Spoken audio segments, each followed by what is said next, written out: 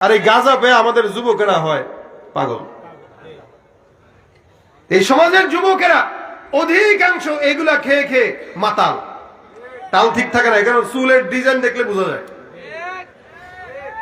আমি এলাকার যুবকদেরকে খারাপ বলবো না, তবে বলতেছি যেগুলো নেশাগ্রস্ত হয় এদের চুল আর পোশাকেরও ঠিকঠাক থাকে না।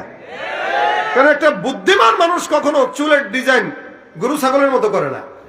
এদিক দিয়ে টাক্কু, ওদিক দিয়ে চোখা, আছে না নাই? কেমন দেখায়? প্যান্ট পরে এখানে ছিঁড়া, এখানে ছিঁড়া, পিছনে ছিঁড়া, সামনে ছিঁড়া। আরে আজীব হাল, দেখলে মনে হয় চিড়িয়াখানার দরজা খোলা ছিল, কোনো মতে পড়ে আসছে। নেশা করে, হুন্ডা চালানোর সময় রাস্তা দিয়ে যাচ্ছে, করে বাড়ি দেয় পিক আপে। কোন মানুষ যদি সাইড না দেয় বা সিএনজি যদি সাইড না দেয়, সামনে হুন্ডা চিনস চিনস, দেখলেই বোঝা যায় মাত্র গাঁজাটা খায় আসছে।